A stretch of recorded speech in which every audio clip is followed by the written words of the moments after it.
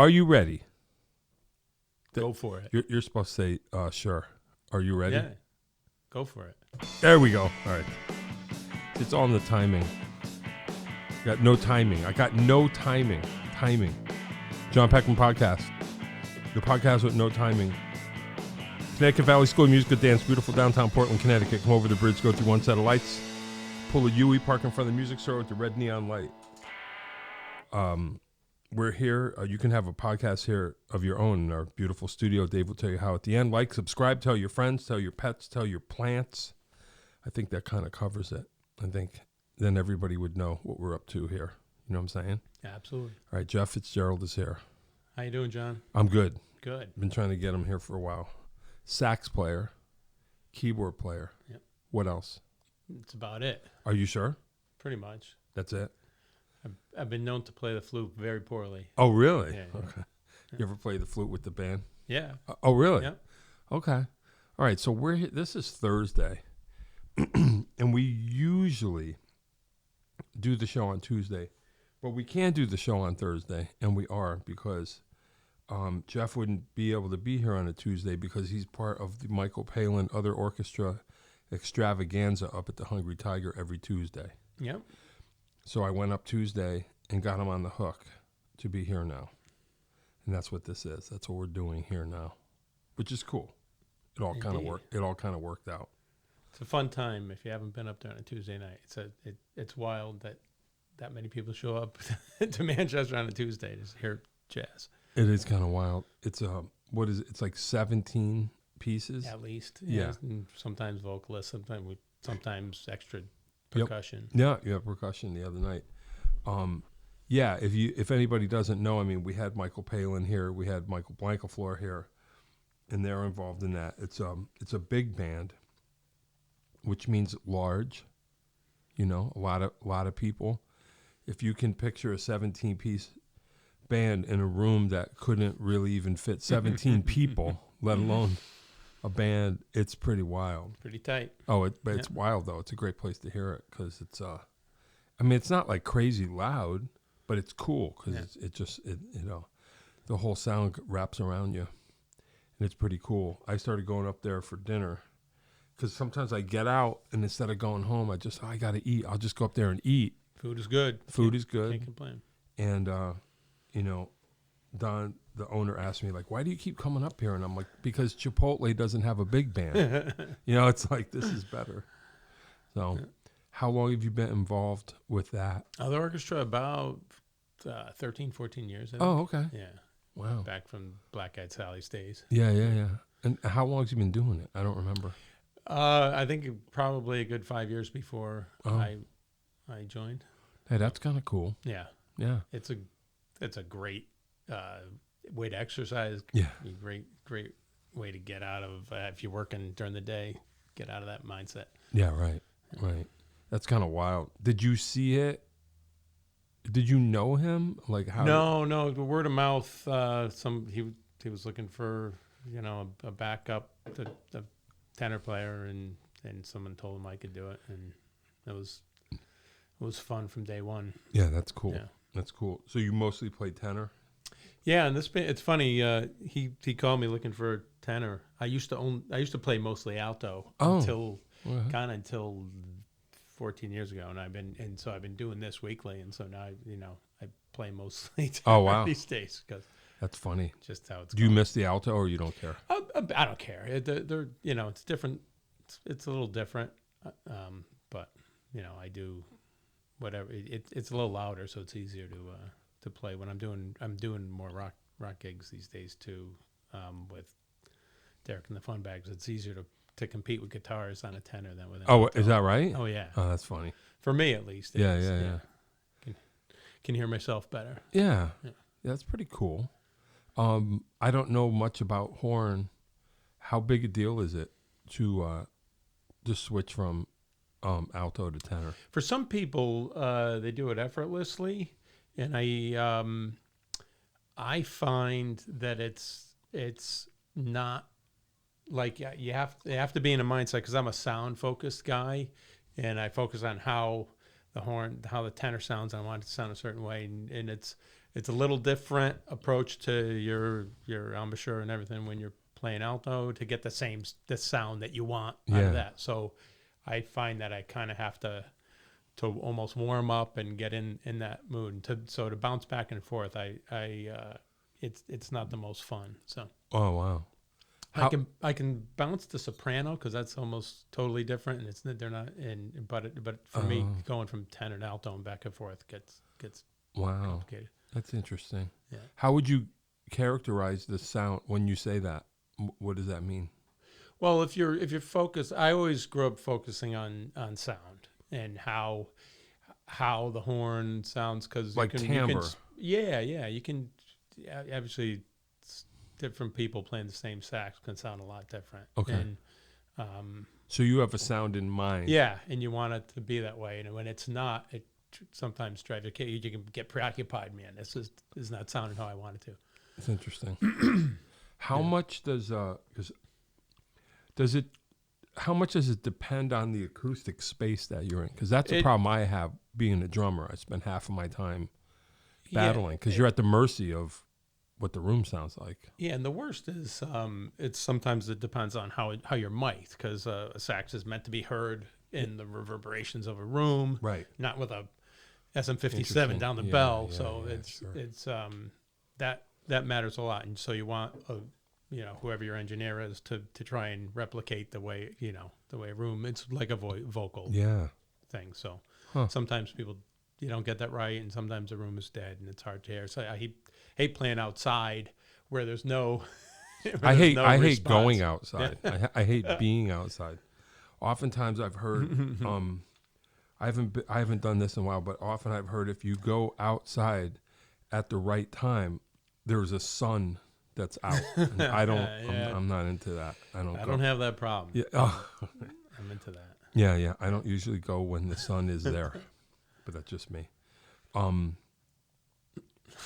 That's cool. That's interesting. How does that affect how you blend? So how many saxes in that band? There's 5 saxes. 5, yeah. Big band setup, 5 saxes, 4 bones, 4 trumpets. Yeah. So, yeah. That's got to be a whole other thing, right? So I focus on blending and playing with the guys, and that's one of the great things about big band. If you can get a sax section where it can blend nice, and you're paying attention to how the lead player's playing, and everybody's listening to their part in the chord and making sure it's in tune. Because saxophone you can blow sharp or flat very easily, and so if you're listening to how it sounds, it helps. So wow, I wonder. So, well, if you're playing in that big band, how that skill, it's a whole other thing. I'm sure there's a lot of guys that can just blow solos, right? Yeah, and there's a lot of guys who don't get that, the ensemble playing aspect. Yeah. And there's a lot of guys who are really good at it. So that's an important thing to have. How does it affect? You've been doing the gig long enough, and I've seen you do it and then not do it and stuff. It's a lot of the same cats, right? Yep. So you kind of working with each other at this point, right? You kind of understand how to blend and how to make it happen. What happens when there's a sub? It's like it's definitely a sub, and some subs are better than others, and some are great, and some are great soloists. So you learn how to try and meld with them. But some, like I said, some are better than others. Some you'll like better. Wow, that's a whole other thing. I'm sure they feel the same way about me. Yeah, right. Yeah. Well, you took a solo. You were soloing the other night. Yeah, that's cool. Are you first chair down there? I'm playing the second book there, but Mike's is generous with me because I love playing solos, and he writes a lot of his arrangements. He writes for my chair. So that's the cool. Snarky Puppy stuff that we were playing Tuesday night, he wrote a lot of those solos in my book. So that's cool. Yeah. When you came into the band, did he know you were going to be that guy, or that's something that you discover over time? It kind of evolved over time. I came in. The first time I played, I filled in on lead tenor and played all solos. So that was fun. But it's like to I work a day job. I'm one of the guys there that doesn't have a music degree. Oh, wow. So, Huh. definitely there's people who when the book gets challenging and they throw new charts out at you that and you're sight reading. I'd love to have a good lead player who's Yeah, right. who's flying ahead. Huh. That's wild. So if you don't have a degree, how much experience in that kind of ensemble playing did you have? Well, I played in high school and played in the Yukon jazz bands under Ellen Rowe, and so you kind of get that. Yeah, I did both. I went to Yukon, got a degree in engineering, but I played in jazz band for 6 semesters and took a lot of jazz classes up there. So it wasn't your first time when you hooked up with? Oh no, I did a lot of I played piano with a bunch of big bands after college. I played with the Fairfield Counts down in Fairfield County for a while on piano. Yeah, we'll talk about that. Yeah, it's cool. If you think of some of the cats in the band that have a degree in it, what do you think that gives them? What skills does that give them that you feel like you don't have? It's not the degree that gives them the skills. It's the fact that they got a degree and decided to be professional musicians. So they've worked as musicians or educators 24/7. Where I see. I got a degree in engineering and went to work doing that. Does it show or not really? At a certain point, it depends on who you ask. I'm sure sometimes it doesn't, and sometimes it does. Jazz is really where you come from. Most people don't learn it in class, right? That is true. That's what they say. Yeah, that's wild. And you get any? Not naming names. You get any shade? I mean, no. They think of you as okay. That's cool. Never. That's cool. Everybody's pretty cool. Yeah.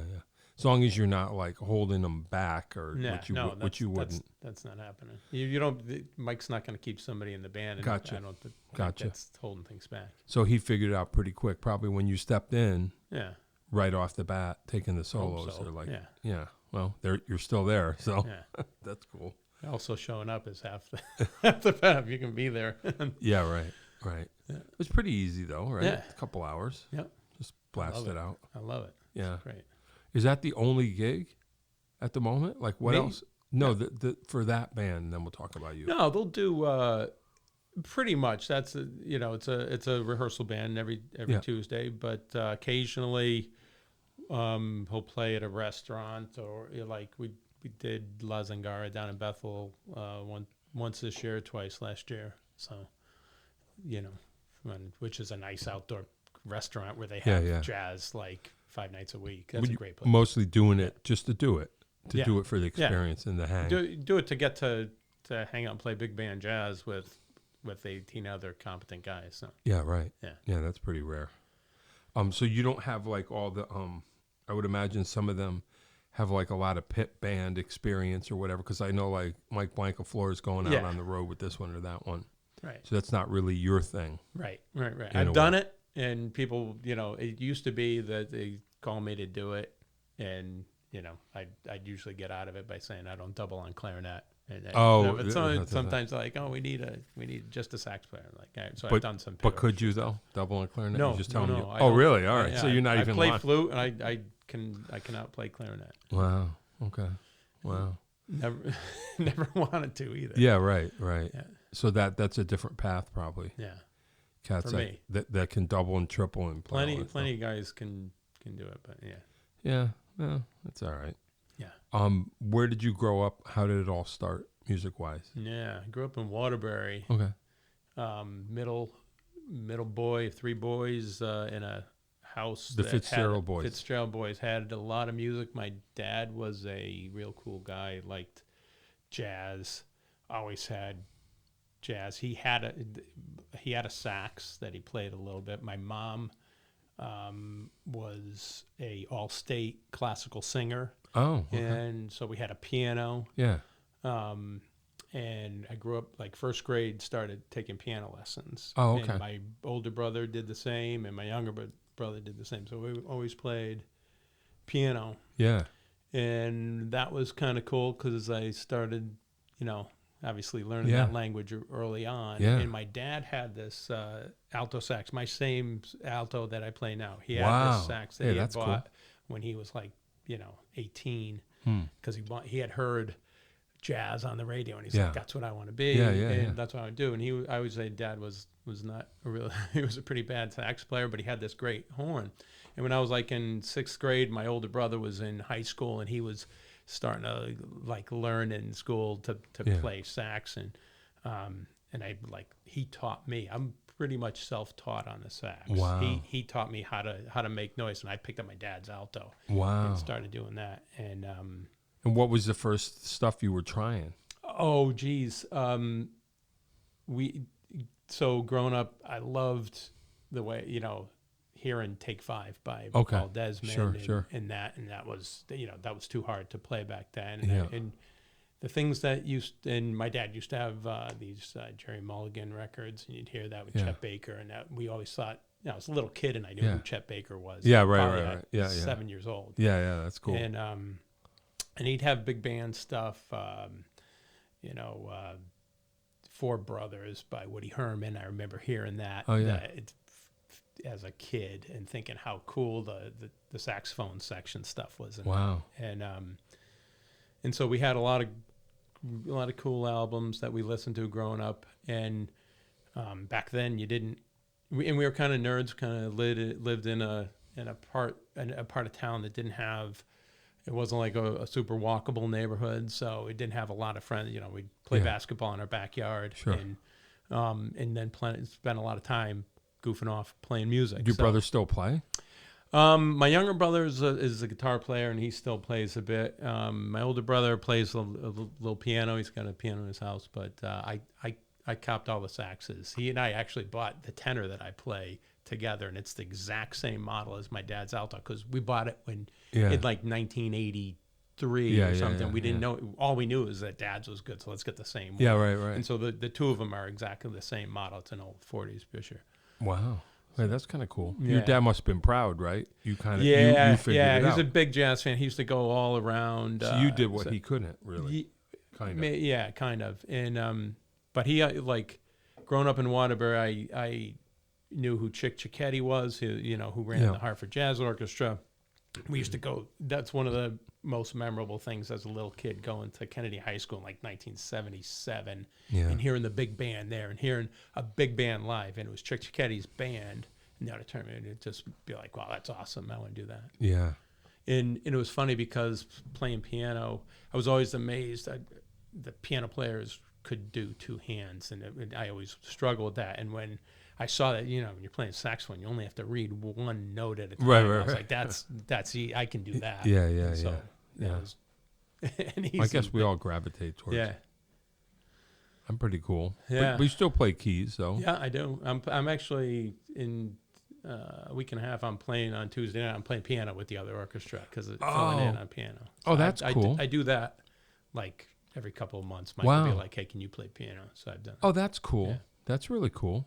And you can jump right into it, like you're ready. Yeah, to roll. because the piano, reading chord changes. It's you can, when the going gets tough. And he gives you somewhat of a he gives you somewhat of a heads up, right? Like he's not calling tunes on the bandstand. No, he gives you a heads up a couple days before. Yeah, it just says we're going to try these. So if it's something I'm completely unfamiliar with, I'll pull it up. Pull up a recording of it just to know how the song goes. Yeah. Well, that's cool. So you're like one of the MVPs, maybe the MVP. If you can do multiple things, maybe it makes you an MVP. Yeah. Yeah, that's kind of awesome. You're a utility player. Why not? Yeah. That's cool. What else? Can catch and play outfield as well. Yeah, right. That's so you're not like going to pick up a trombone or anything. No, not at all. No. So you're just that's it. You're in there. That's it. That's cool. That's pretty good though. Cover the keyboard chair. Who's going to play tenor then? They're going to call up. They get a sub. Yeah. That's one good thing about this band. The subs that he calls they all got chops. Yeah. Yeah. Like, good thing I'm reliable because they can take that chair. Well, he's not going to call anybody. Yeah. I think he knows everybody by now. Yeah. You get some good subs. Yeah, that's cool. That's really cool. What else are you doing? You mentioned Derek and the Fun Bags. I didn't know you were involved with them. Yeah, no, I do a lot of their private stuff, and whenever Derek wants to have a horn section or have you know, he's been doing a few weddings, I'll do that, and Okay. you know, and Just bring in another gigs, solo instrument this summer, just to bring an extra element to the band, and I do it a lot. Do it a couple times a month with him. Hey, that's with cool. that band, and that's a lot of fun. Yeah. Obviously, totally different thing, and another great way to exercise, but keep your, you know, do 3 nights of that, 3 hours of that in a row.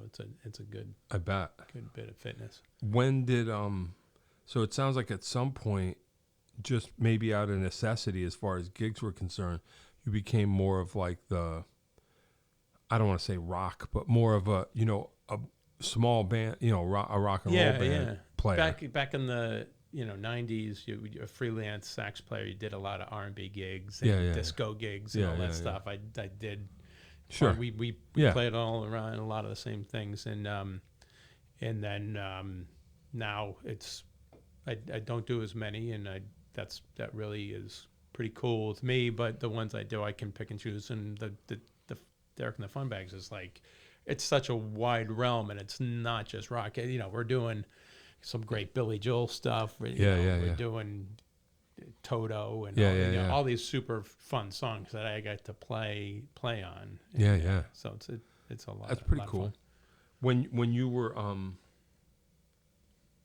when did you kind of so if we know who or what was your jazz influence when it came time to kind of get into the rock thing, who were you?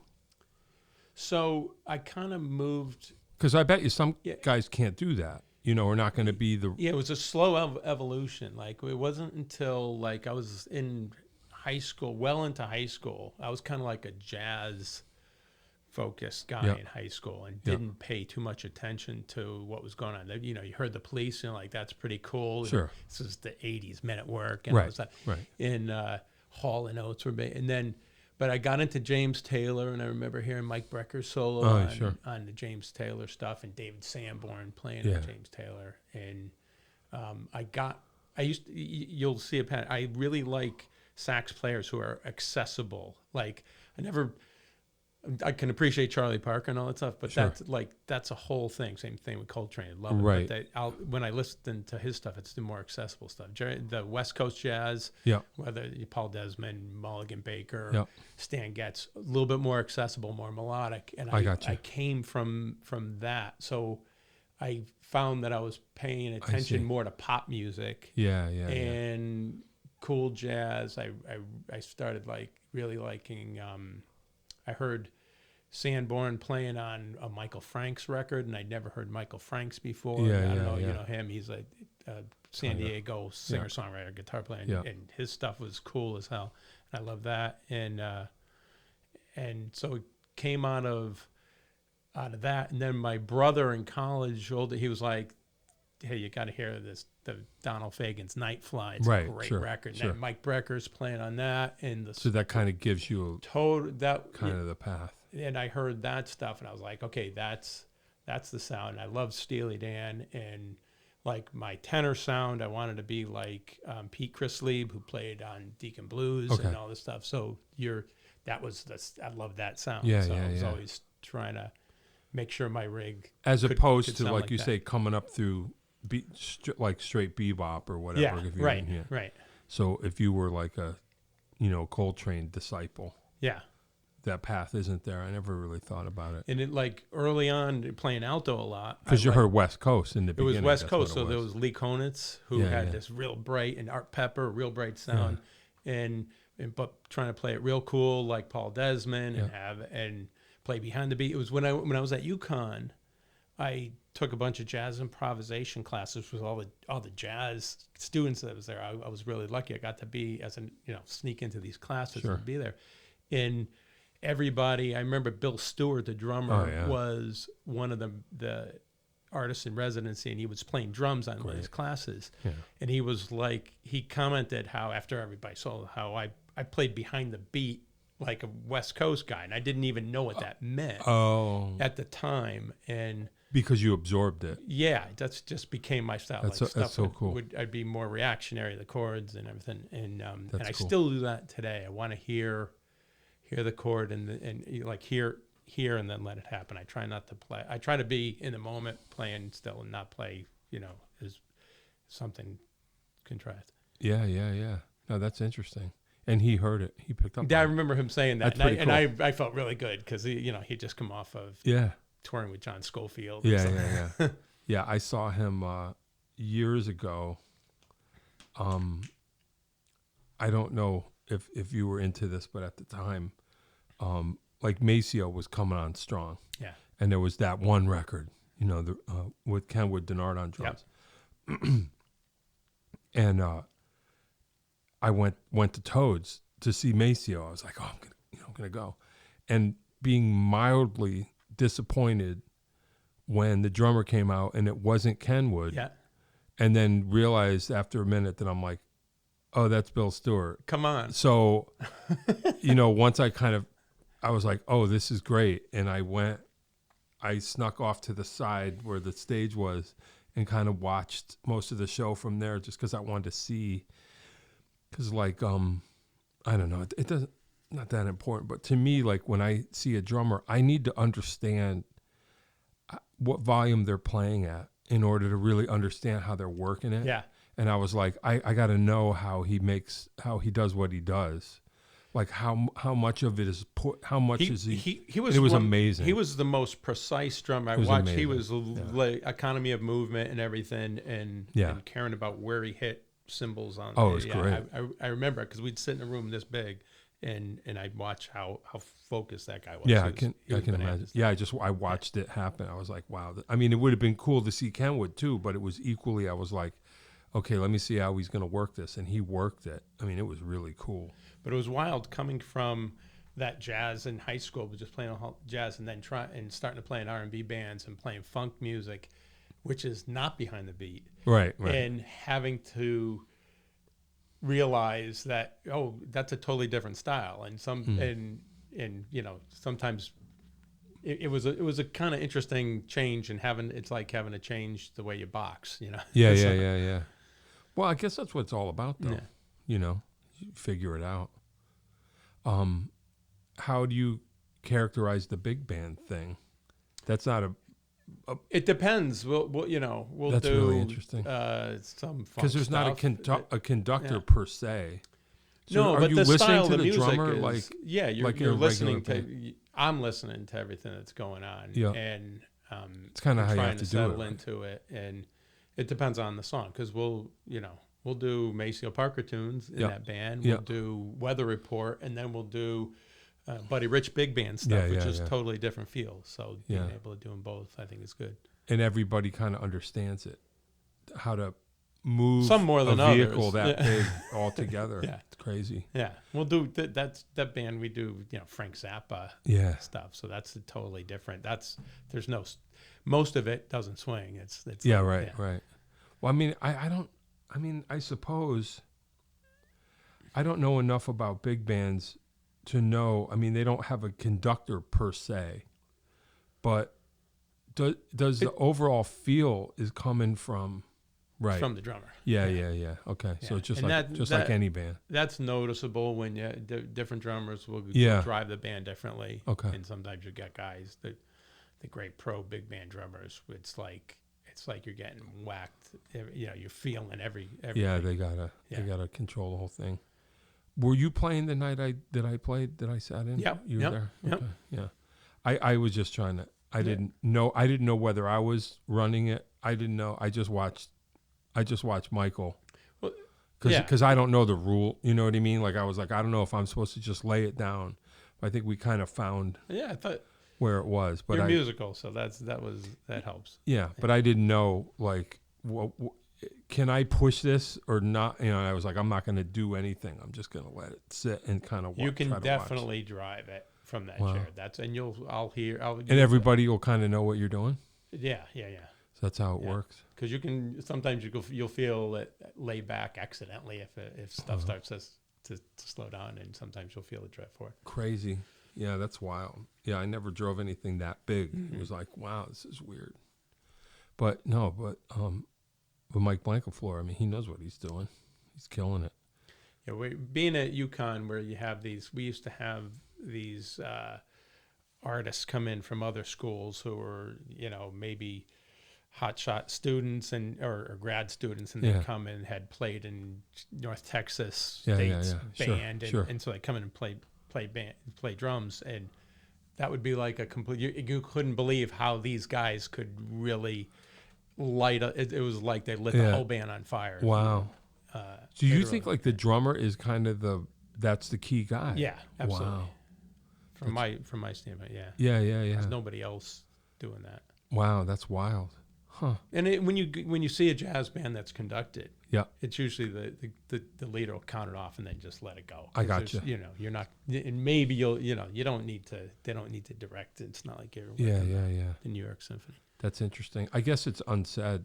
It's That's a problem with like sometimes playing in a rock and roll band, like completely not like that. Like my experience is like I will control the whole thing if I feel like it needs to be, but when you have kind of rock and roll knuckleheads, sometimes it's not really defined. You know what I mean? Because I would gladly take the reins at all times for the most part, because I kind of pay attention and go, all right, here's where I think it should be, and I'll just kind of put it there. But a lot of times, because I just think it's interesting that it's kind of it sounds like it's an unspoken rule that it is coming from the drummer, because a lot of times I'll take the reins, but if they don't know that I'm taking the reins, then we're just playing at the same time, but we're not playing together. Yeah, the drums and bass, obviously, in all these bands. But I mean, in a rock and roll band, the same page, drums in this with jazz, with big band, or with a rock and roll band, the drummer and the bass player have to be on the same page and totally feeling it. But the drummer can certainly drive it. Yeah. And know who can't? The sax player. He can go to the bar, right, and come back in halfway through the song. Yeah, right. Yeah, I guess it would be better if everybody just let me control it. Yeah. So I've been trying to do. There you go. Give it a shot. I can't even control myself. So that's not going to happen. Yeah, that's pretty cool. And that's pretty much everybody realizes that's coming from the drummer. Kind of? Maybe not. Okay. But, in your thing. They should. In my world, that's, Yeah. I think most people notice that it's coming from the drummer, but some may not. But the drummer's got to lay it down. You have to make it clear.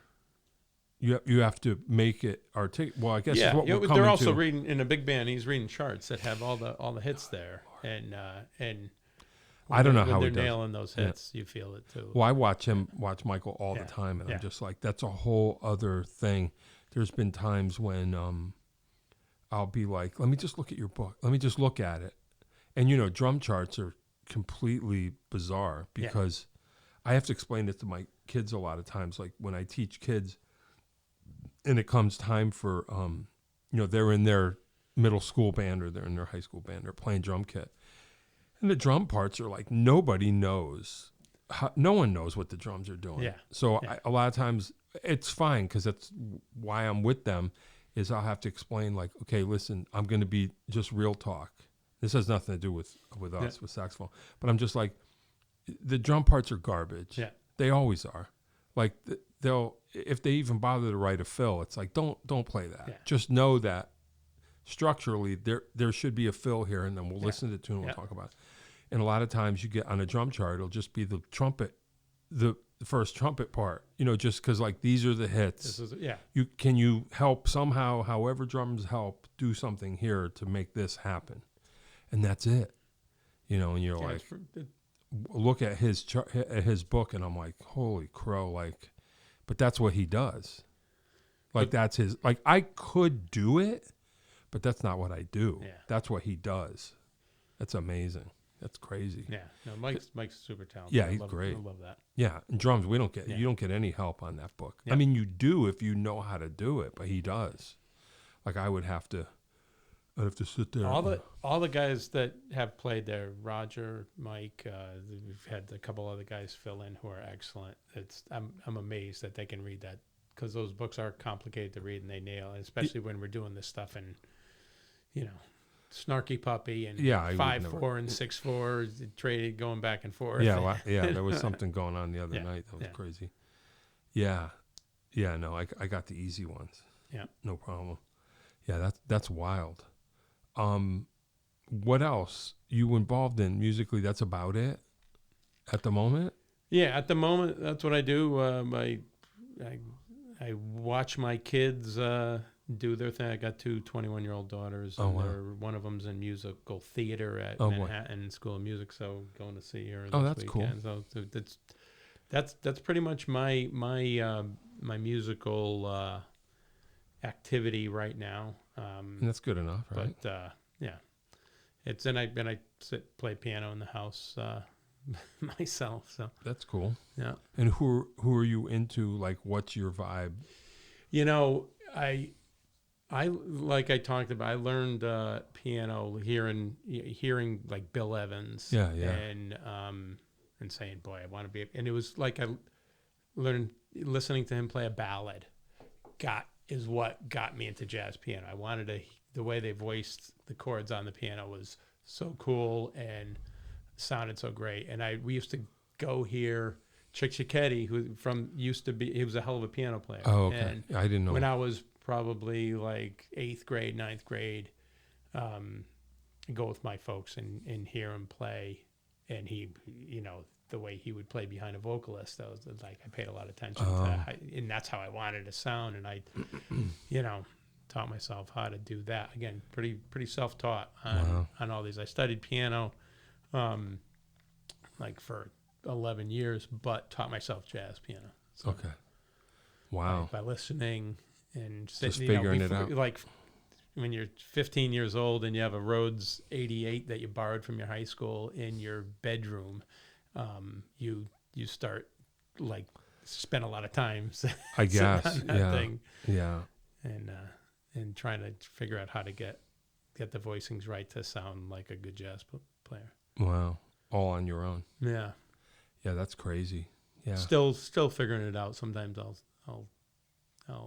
yeah, but that's what it's all about, though. Yeah. I love Bill Evans. I again, a lot of pop inspired stuff. Like I remember hearing Dave Grusin play piano on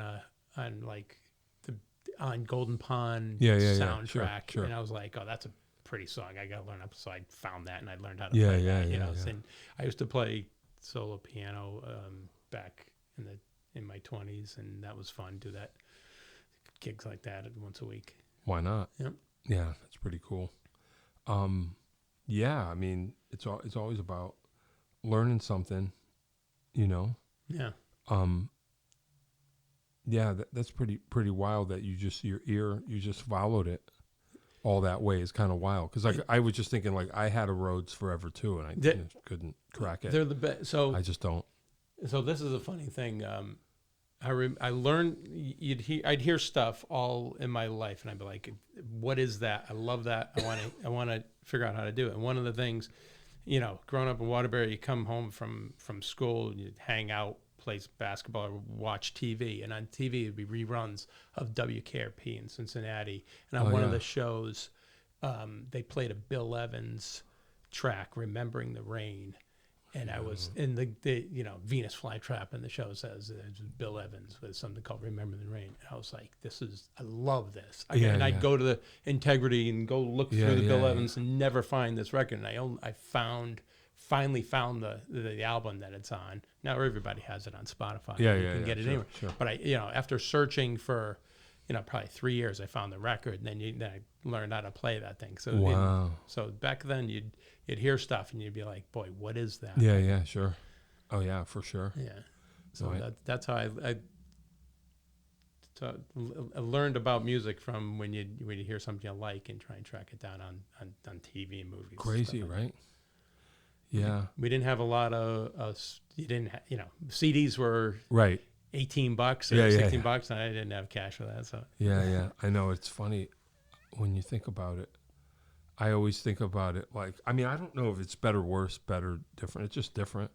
But I feel like the way we grew up, it's like you grew up on a desert island, and whatever washed ashore, Yeah. Whatever, you had to make the kind of the most of it. I don't know if that's it. I don't think it matters, but I don't know if that's better or worse. Because like you say, you had to put the time in to figure it out. Whereas I don't know if it's any different. Like you could probably find someone on YouTube right now that'd be like, "I'll show you how to do it." Right. Boom. You had to dig into what you had. So and so you played them over and over and over. So that's like listen to sound. You really understand. I could play back. I have a good musical ear where I can play back musical memory, I should say. Yeah. Where I can hear in my head in detail stuff that I've listened to a million times. Yeah. It's embedded. So. I can tell you exactly how a line goes because it's there. So now, if there's so much stuff to listen to, it's I might as well move on to the next thing. I don't have to listen to it 20 times in a row. So you think taking that time to learn it is what embedded it more? Yeah, maybe. The first time you hear like a diminished scale, and you're like, what made that sound? Yeah. Well, I'm a drummer, so I have no idea. I have no idea. I know what you just said. I have no idea. No, I do somewhat, but yeah, no, I know that's crazy.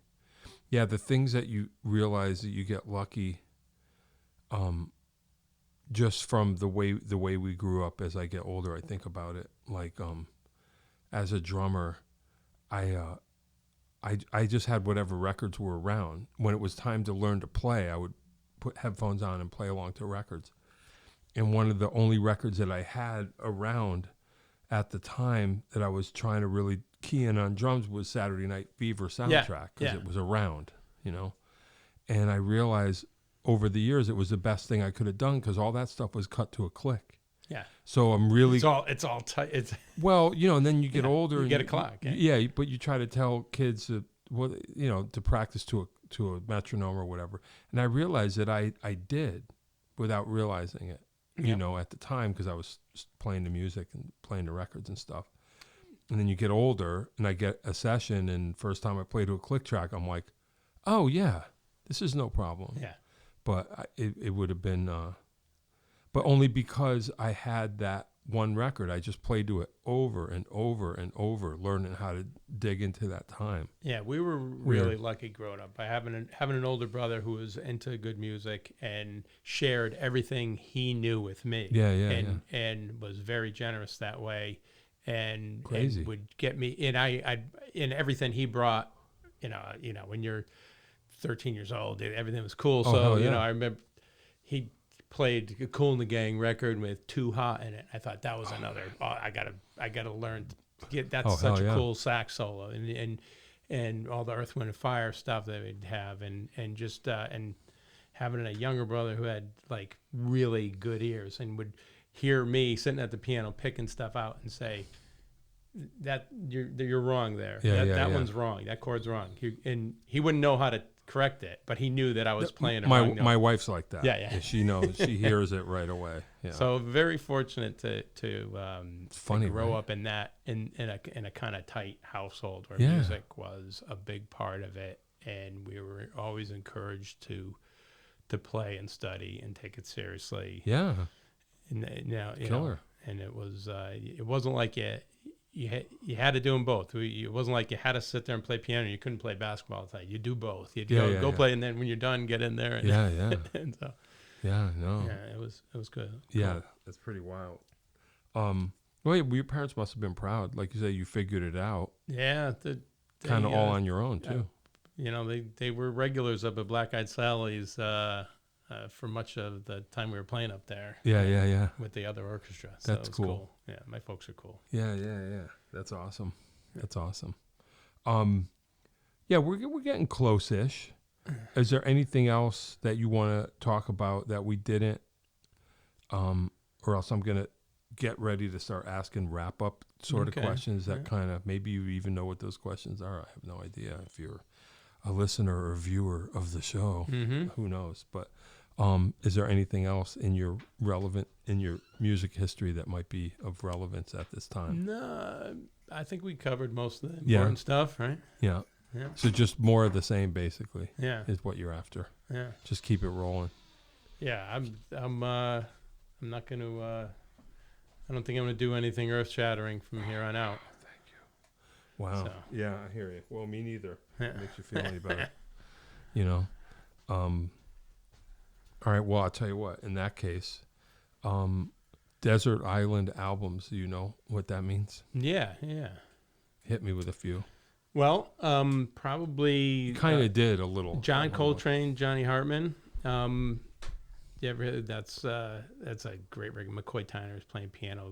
It's a lot of ballads. Yeah, I don't know. Just beautiful classic songs.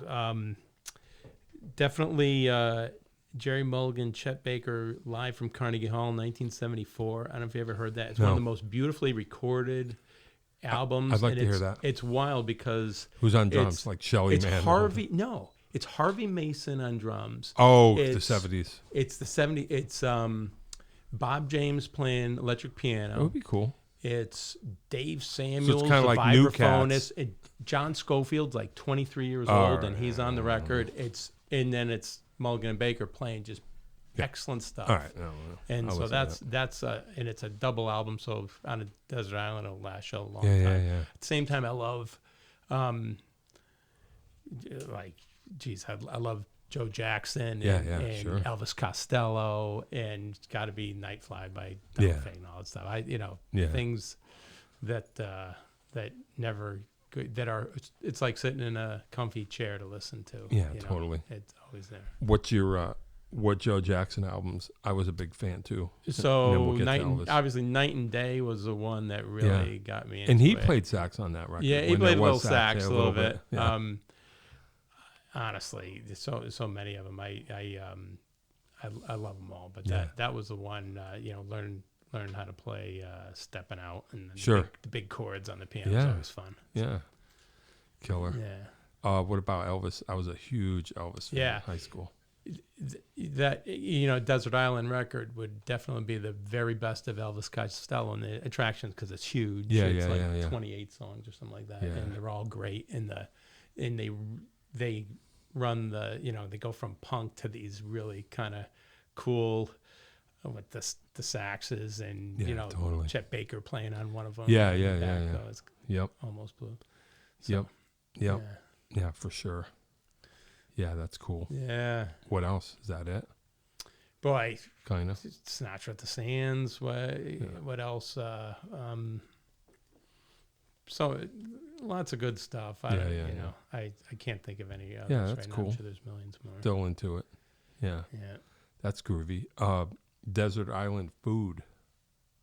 Like what's so I love to eat and I love to cook. Oh, okay. And I love all sorts of stuff. So I'd have to be a really good lobster risotto because I'm Italian. So you're on your own with that. And I do that. At the same time, how about a Blackie's hot dog is one of my favorite out in things. Waterbury. Yeah, I got you.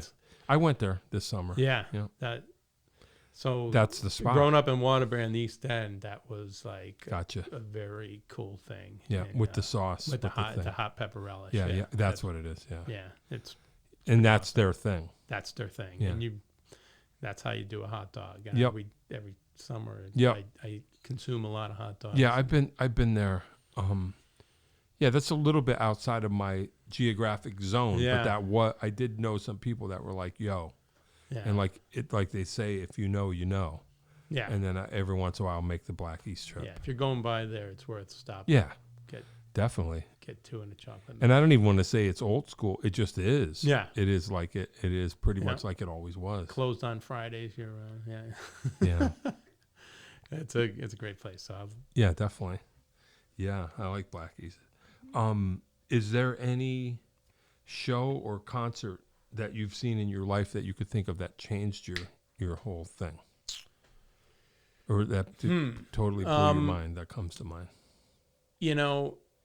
I remember seeing at the Schubert Theater seeing Spyro Gyra when I was like in freshman year or sophomore year in high school, and this Jay Bekenstein's the sax player, great sound on his. You're playing these fusion jazz things, Yeah. kind of accessible. It's like Weather Report, but more Yeah. accessible. I remember that. And they were just rocking out and performing like a rock band. This cool jazz band performing like a rock band. So and they had again vibes and Latin percussion. Yeah, I remember That really got me.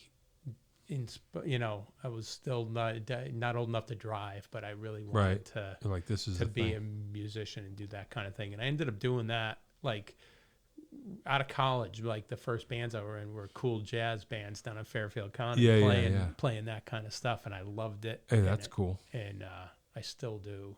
And and here when Sting had Branford, that was really like it's like cool jazz. And just love that, all that stuff. Yeah, in the zone. Yeah, that's cool. Yeah, you made me remember. I forgot all about it. I saw Spyro Gyra at like Oakdale, probably the same era, as a kid. And it's funny. I just remembered it. I just remember like, oh, you can do that. For some reason, I recall the percussionist or somebody was roaming around the stage, and he was playing tambourine. Yeah. And he had a cowbell in his hand, and he was playing the tambourine and the cowbell at the same time. And I was like, oh, you can do that? Oh, there's an idea. That concert that I saw, the Schubert, Manolo Bedrena was the Latin percussion player. This guy, legend, right? Crazy. And, so it was a super fun thing to see. And back in that was like their heyday, their prime. Yeah. I remember all that. Yeah, that's crazy. And, wow. Yeah, I haven't thought about that in a while. But the concerts I talked about that, like seeing Chick Cicchetti at Kennedy High School in like 1978, hearing a big band live for the first time that's really good, and those really changed the way you thought about music. Yeah, I guess. Yeah. For me, I saw Buddy Rich. Did you? Yeah. A couple of times. Yeah. I spent a summer out in Chicago with my aunt and uncle, and they were pretty cool. And they're like, "Oh, I hear I was getting into drums. Oh, you're into drums. Oh, we're going to take you to this thing." And it was Buddy Rich, and it was amazing. I mean, I was more focused on him, and then I think I saw him at Maloney. I think in Meriden. I think it was around the same time. So if you were out, it's funny you talk about what concerts that changed my life. I saw so many good players, like because my dad would have us going. I saw Count Basie on the green in Waterbury. I saw U.B. Blake at when he was 100 years old at Quinnipiac. Sure. I saw Freddie Hubbard at Quinnipiac. I saw Dizzy at Quinnipiac. Wow. I saw Rosemary Clooney at Quinnipiac. That's crazy. So many great shows that I had good fortune to be at. So, at New Haven Green, remember the jazz festivals? I saw Jerry Mulligan there. So I Maynard Ferguson. So you there. saw the people. We were there. I saw, went to Newport, saw David Sanborn live. It was always. That's really cool. And as soon as I had a car, I'd go all over the place. The other, I saw the New York Rock and Soul Review before it was in the Beacon Theater, when it was at the Lone Star Roadhouse. Right. West 52nd. Sure. It was in a little club, and you'd sit in there, and everybody was like anyone could show up. Everybody knew that it was something special because Donald Fagen was starting to play again, and so. So anyone's Paul likely Simon's in the line of people waiting to come in and hear, and Pat. We walked in, and Pat Metheny's guitar synth rig is on stage because he's going to be playing tonight, and so and with this great band. So those were epic things because I got the bug from my dad to go, who had he used to go in the 60s to New York City to hear Al Cohn and Zoot Sims and tell me about how much fun that was, and so I started doing the same thing as soon as I could drive. That's cool. That's really cool. So you managed to get to see a lot of them. Yeah. A lot of the heroes. Yeah. Oh, you reminded me too when you said Quinnipiac. This is kind of like similar to the Bill Stewart story. I might have told this at some point, but at the time I was really into Chick Corea because of Dave Weckl. Yeah. So I heard the first Electric Band record, and it blew everybody's mind. Saw him at Quinnipiac too. But, right. Yeah. And then he did an acoustic band, which is just the trio. Yeah. And I went to Quinnipiac because I was into Dave Weckl, whatever. And we get into it's at the gymnasium or whatever.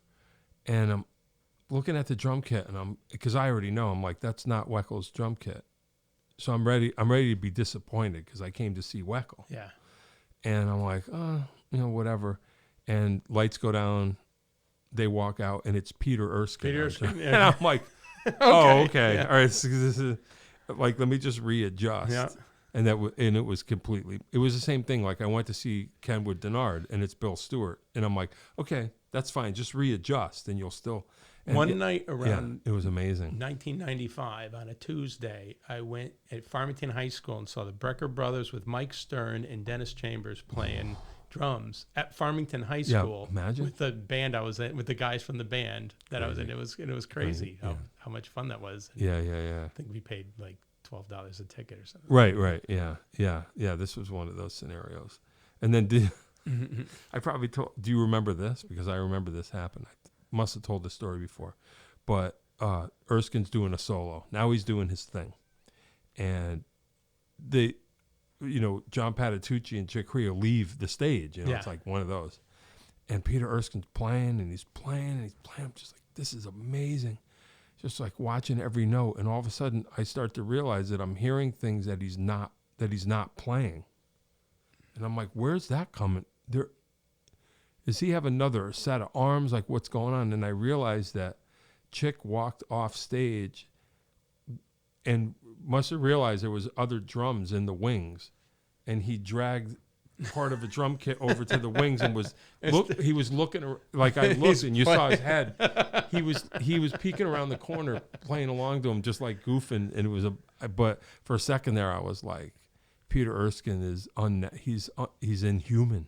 I was like, it's not possible that, and it was Chick playing drums too. It was funny. So they were having a good time, which was cool. Yeah. But yeah, we got lucky, and we saw some good stuff. Yeah, cool. All right, we can get on out of here. Cool. I don't know if this matters at all. I'm not a big band aficionado, but I remember this like it was yesterday. I heard I'm gonna get a Duke Ellington record. Yeah, because it's a name I heard. I was a rock person, no idea, and I bought. And to this day, it's still one of my favorite. I don't know if you know this record, but it's one of my favorite records in the world. It's called All Star Big Band, which is a stupid title, but it was literally a dance in the middle of nowhere, Pennsylvania, that someone recorded with just two mics. So it's the most natural sounding, whatever. And I remember. It was the first time I ever, apart from seeing Buddy Rich, ever figured it out, but like drop the needle on the record and they start with A Train. It's just a trio. Yeah. You can kind of hear it. And then boom, like all of a sudden. The band comes in. Oh my goodness. It was like, the drums are driving that. Yeah. And Duke's Sam at Woodyard. The piano. He's not conducting. Like he'll count it off, and then he's. So over the years, I got really into that era of him, and Sam Woodyard's drummer's one of my heroes. Yeah. But I was like, this is for real. And there used to be a place where I ran karaoke. I had the run of the room.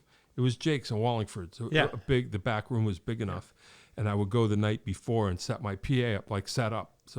And I used to play that record at band volume, and I would just take my friend, and just go, just sit here and imagine this is happening. And then you turn it up loud enough, you can hear it. You go, the piano's here and the drums are here and everything. And then all of a sudden, boom, horns come in, and it's just like that. And you're like, So, that's all good stuff, man. It's a cool record. Yeah. A good recording can change. I'm going to check out that one. You talked about Chick Corea. I remember there was someone gave me an album, Happy Anniversary Charlie Brown. It's got a bunch of jazz people playing all the Vince Guaraldi pieces, which I loved. And one of them was Chick Corea and the acoustic band doing the Great Pumpkin Waltz. Oh. And Chick's playing on that, and his intro is so great. And so, that became, for a year, I just focused on figuring out his voicings on that. So it's just and that changes the way if you do that, if you dig into something that much, it changes the way you approach the instrument. Yeah. That's what we're trying to do. That's what we did. Yeah. Sometimes I forget, or maybe you do. Sometimes I go, oh, that's right. Chick Corea is dead. Yeah. That sucks. Bummer. Yeah. That's a real bummer. He was awesome. It sucks. All right. You know what? We can get on out of here. Yeah. I'm glad you showed up finally. That was cool. That was Yeah. cool. I'm glad because you were on the list. Now we can. Thank you for having me here. Of course. That was awesome. Yeah, why not? Why not? So every Tuesday, if you don't know, I frequently go. I go in runs. Like I'll go every Tuesday for a month, and then I'll disappear. But up at the Hungry Tiger in Manchester, it is FREE free, an 18-piece band playing for you only. And it's food and drink is good. Yeah, the food and drink is good. The company's good. Always a fun time. What is it? It's like 8 to 10 and 8 done. to 10. That's it. Yeah. So no excuses. I highly recommend it. You will, whether you're that kind of music fan or not, it doesn't even matter because you will never see anything like this again. Or no, I shouldn't say again, but when you experience it in that setting, you'll just be like, oh, this is totally cool. So the Michael Palin Other Orchestra every Tuesday at the Hungry Tiger, 8 to 10, featuring Geoff Fitzgerald, was here live and in person. Thanks, John. You're not hearing the theme, but I'm playing it right now. Awesome. You don't want to mess up his hair with this haircut that he got in Wallingford, Connecticut, my hometown. Bill Lubier. Hey, you know what I'm saying? We know how to cut hair down there. I guess. I don't know. All right. John Peckman Podcast, Connecticut Valley School of Music and Dance, beautiful downtown Portland, Connecticut. Come over the bridge, go through one set of lights, pull a Yui, park in front of the music store with the red neon light. We sell vinyl. We have vinyl here. It's a thing. You come check it out. He's got some good stuff. Like and subscribe. Tell your friends. Tell your neighbors. Tell your pets. Tell your plants. I already said that. Have your own podcast here in our beautiful studio. Dave will tell you how. Thank you. Have a good one. You too. That is all. If you'd like to start your own podcast, give us a call at Connecticut Valley School of Music and Dance. Our professionally designed podcast space is here for all your recording needs. Rent out our studio to do interviews with up to 4 people, to record audiobooks, social media content, and all other recorded material. Our rentals include a private studio along with our professional-grade podcasting equipment, and we can customize your output to whatever your needs are. We also have green screen capabilities, which will expand to video capability if you so wish. So check us out here at convalley.net/podcast.